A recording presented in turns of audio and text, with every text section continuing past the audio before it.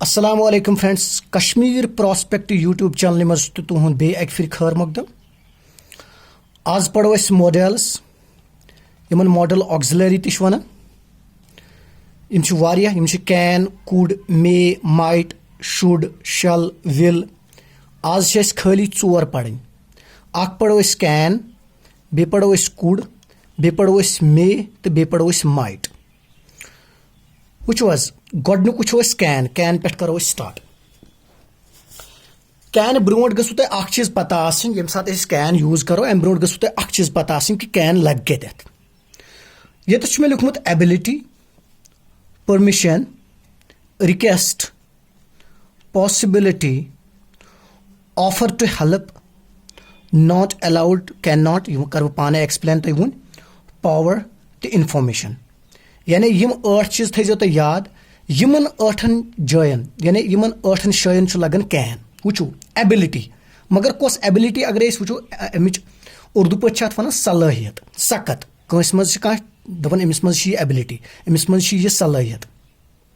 ये एबिलिटी करो इस्तेमाल मगर कत प्रेजेंटस मज यस वुनकन एबिलिटी यस वुनकन एबिलिटी तत करन कैन यूज। मिसाल के तौर पर मे एग्जाम्पल अख दिसमुत I can speak English. I can speak English अमुक मतलब गो बह हसा हेक इंग्लिश बोलित, बह हसा हेक इंग्लिश बोलित या मैं इंग्लिश बोल सकता हूँ। यानी मे मज क्या एबिलिटी। या I can speak Hindi as well, बह हसा हेक हिंदी ति बोलित। यानी युस कैन हावन अमिस एबिलिटी, अमिस मज हसा सलाहियत। यानी यह हसा इंग्लिश बोलित अमिस मज सलाहियत। आई can speak English, I can speak Hindi, what ever क्या दियो तत एग्जाम्पल।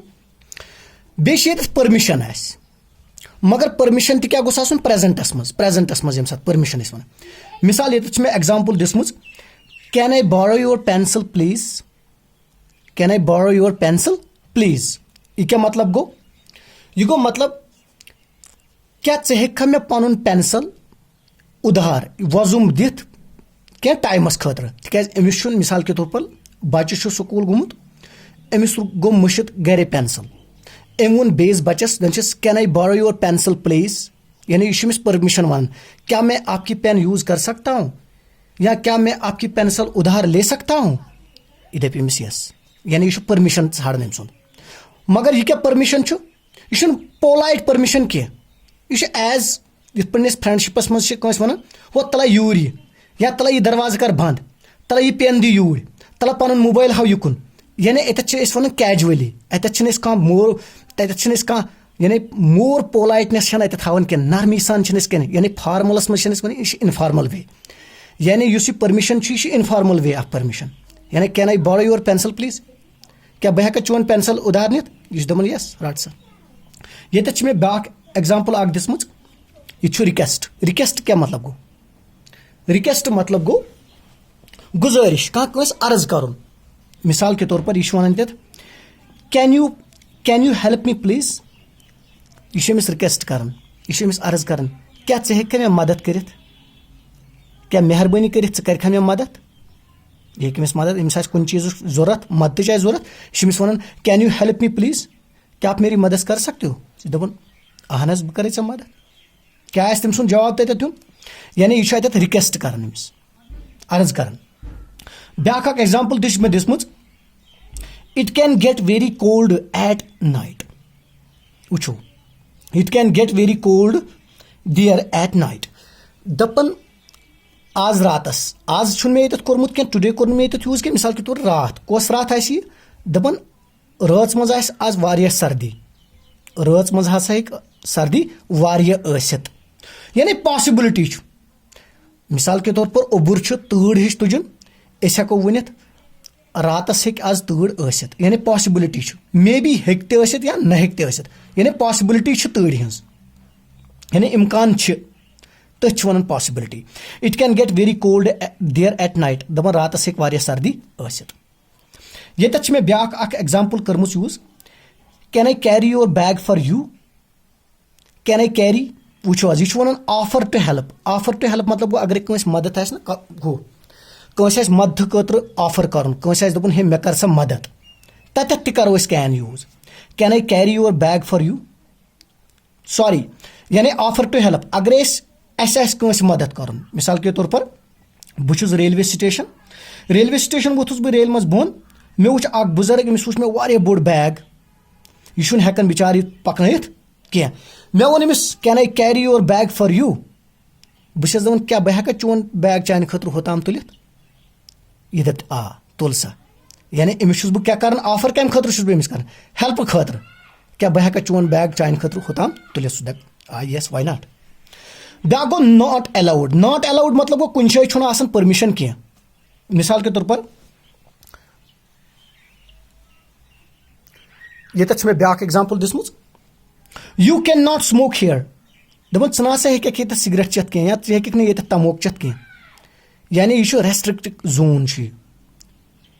यानी नॉट अलाउड. ये कह चीज अलाउड कर यूज कैन नॉट. दपन यू कैन नॉट. मिसाल you can not play here, you can not smoke here, you can not go there. हेक होत गसित कह. ये कश पे रेस्ट्रिक्शन ये रुकावट ये अलाउड कह तत कैन नॉट यूज. यानी कैन तत यूज कर.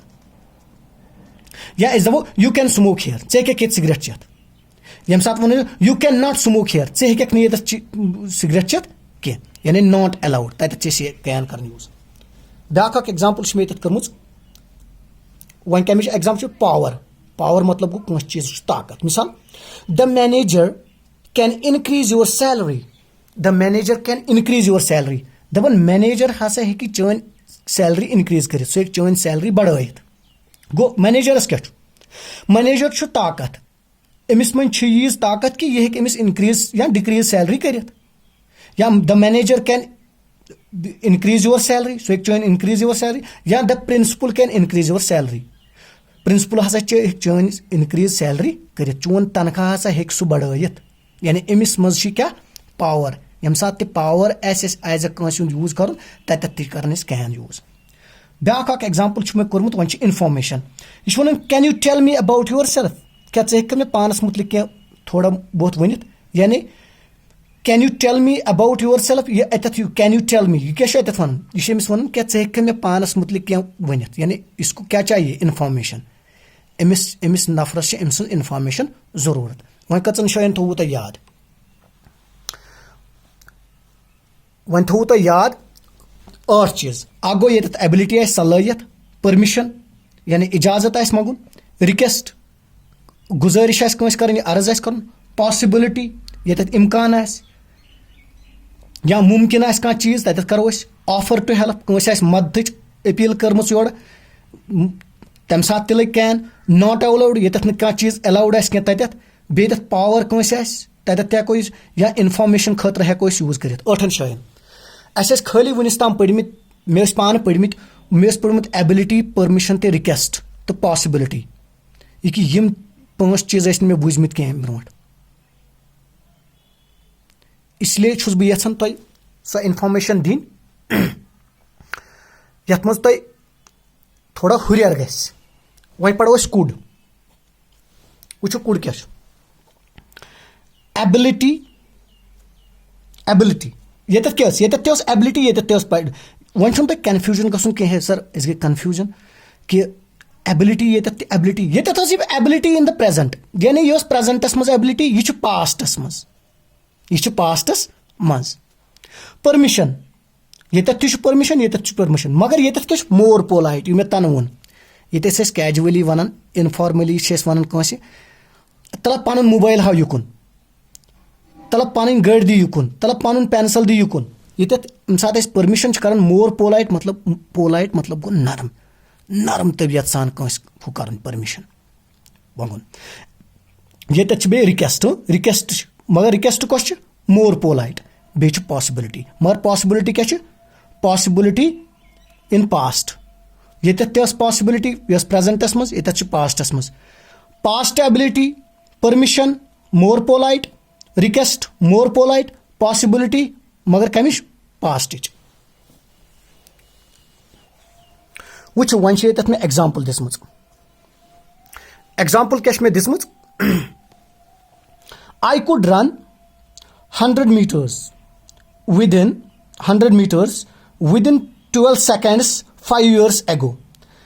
I could run. दपन बह हसा ओसुस हेकन, बह हसा हेकात 100 मीटर रेस करित कचन सेकंडन, 12 सेकंडन ओसुस बह हेकन 100 मीटर रेस करित 5 वरी ब्रोट। गो अमुक मतलब गो एमिशन वुनकन यह क्या सलाहियत, एमिशन वुनकन यह सलाहियत क्या अमिस आज ब्रोट 5 वरी यह सलाहियत। I could run 100 metres within 12 seconds 5 years ago. बस हेका 100 मीटर रेस 12 सेकंड मज क्या कर कंप्लीट, मगर कर 5 years ago 5 वरी ब्रोट। यानी एबिलिटी कर पास्ट एबिलिटी, वनकन एबिलिटी कह। Permission, could I use your pen please, क्या मैं आपकी पेन यूज कर सकता हूं? Could I use your pen please, क्या बह हेका तुहुंद पेन यूज करित? अगो बह करा तुहुंद पेन यूज, बह गो क्या बह हेका तुहुंद पेन यूज करित? वनस तो वनस फर्क। यम साथ हाज या नहाज हतहाज हतहाज करित कथ न करन, अमुक मतलब गो यह हावन पोलाइटनेस। मोर पोलाइट मतलब गो वारिया नरमी सान वन, could I use your pen please, क्या बह हेका तुहुंद पेन यूज करित? ब्याक एग्जाम्पल मे दित, could you open the window please? Could यानी रिक्वेस्ट कर मगर मोर पोलाइट वारिया नरमी सान। Could you open the window please, क्या ते हेकवा दर यल त्रयित? यह अमिस रिक्वेस्ट कर, क्या ते हेकवा दर यल त्रयित मेहरबानी करित? सह दपस यस या नो।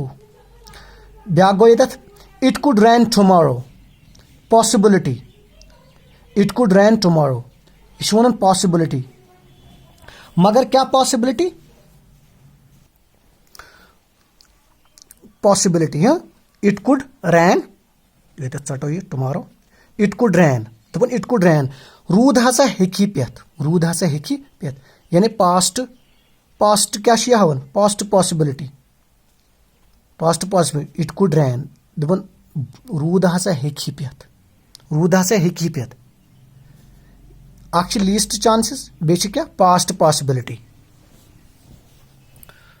पको दोमिस पेजस पे, मे एंड माइटस मज थो तह याद, मे गोडनेथ परमिशन मगर प्रेजेंटस मज, पॉसिबिलिटी पर्पज विश, माइट लगन रिमोट पॉसिबिलिटी इन पास्ट, यह खाली 4 जायन लगन मे, कत लगन परमिशन। यह अक्सर one may I come in sir, क्या मैं अंदर आ सकता हूँ? क्या बह हेका अंदर छे में इजाजत इनुक, यानी इजाजत परमिशन छाड़न, कमिस नश छाड़न परमिशन, टीचरस छाड़न परमिशन, क्या बह हेका अंदर अचित? मे आई कम इन सर, सह दपन यस यानी परमिशन। दोयम एग्जाम्पल मे दिसमुत, it may rain today, possibility कर, पॉसिबिलिटी आज, यानी इट मे रैन टुडे दपन आज हसा हेक रूद पेत, तिक आसार तुथु मिसाल उबुर खोत आसमानस पे, हेको वन इट मे रैन टुडे, आज हसा हेक रूद पेत तिक उबुर खोत, यानी पॉसिबिलिटी इन द प्रेजेंट। ब्याक एग्जाम्पल मे दिस, he may take coaching to pass the exam, यम साथ कुन पर्पज खतर पर्पज खतर काम कर तथ लगावन मे, मिसाल he may take coaching to pass the exam, दपन सह हसा हेक ही मे टेक कोचिंग, सह हसा हेक कोचिंग करित, कम खतर कर कोचिंग करित ताकि सह हसा कर पास एग्जाम। गो अम सुंद हु क्या पर्पज क्या, अम सुंद purpose to pass the exam, युस अम सुंद purpose to pass the example, purpose मतलब गो अम सुंद गरज क्या, अम सुंद मुद्दा क्या, असली मकसद क्या अम सुंद, सह यह कि बह हसा गोसुस क्या गसुन पास, मगर तम खतर क्या करे coaching. He may take coaching, सह हसा हेक कोचिंग कर to pass the exam. Okay, ब्याक एग्जाम्पल मे दिन, मे यू अचीव सक्सेस, यम सात कंस चीज विश कर, विश मतलब गो दुआ कर या विश करो कंस, यह वन मे यू अचीव सक्सेस, अल्लाह ताला करनी कामयाब, या मे अल्लाह ब्लेस यू, अल्लाह ताला करनी ऐ रुत, अल्लाह ताला थनी सेहत, अल्लाह ताला थनी सेहत सलामत, या अल्लाह ताला थनी सलामत। यम सात विश या दुआ करो तम सात मे कर use, may you achieve success या मे अल्लाह ब्लेस यू। ये पढ़ो माइट दोन चीज, रिमोट पॉसिबिलिटी को यानी वारिया कम पॉसिबिलिटी यानी पॉसिबिलिटी मगर कम वारिया, बे गो पॉसिबिलिटी इन पास्ट। अगो इट माइट रेन टुडे आज हसा हेक रूद पे मगर माइट तथ यूज कर ये कम चांसेस आसन मिसाल के तौर पर हत मज 20% चांसेस रूद तथ वनो इट माइट रेन टुडे अगर 50-50 चांसेस या 60% चांसेस रूद वनो इट कैन वो तम साथ इट मे रैन टुडे आज हसा हेक रूद पे यम साथ माइट यूज कर रिमोट पॉसिबिलिटी यानी कम चांसेस कम चांसेस तथ माइट कर यूज मिसाल के तौर हत मज 20% चांसेस रूदिक वनो इट माइट रैन टुडे ब्याक मे तुम he said that she might get success he said तम हसा वोन that she might get success यानी possibility in the past possibility छस मगर कर पास्टस मज तमिस पॉसिबिलिटी तम हसा वोन सह हसा हेकिस कामयाब गसित सह हेकि कामयाब गसित गो गमस he said that she might get success सह हसा हेकि यानी 10-20% तमिस चांसेस कर कामयाब गसनिक यानी पॉसिबिलिटी इन द पास्ट न कि प्रेजेंटस मज मे उम्मीद कि तुम आस वीडियो पसंद आमुत अगर तुम यह मोन वीडियो पसंद आव या तुम फीडबैक क्या दिन कमेंट सेक्शनस मज गो तक हेकू तुम कमेंट कर करो मेन चैनल सब्सक्राइब तो बे करो लाइक ताकि ब्रोट कुन फ्यूचरस मज मे इंशाअल्लाह रहमान बे वीडियो बनाओ चलो बियो अल्लाह ताला खुदायस हवाल थैंक्स।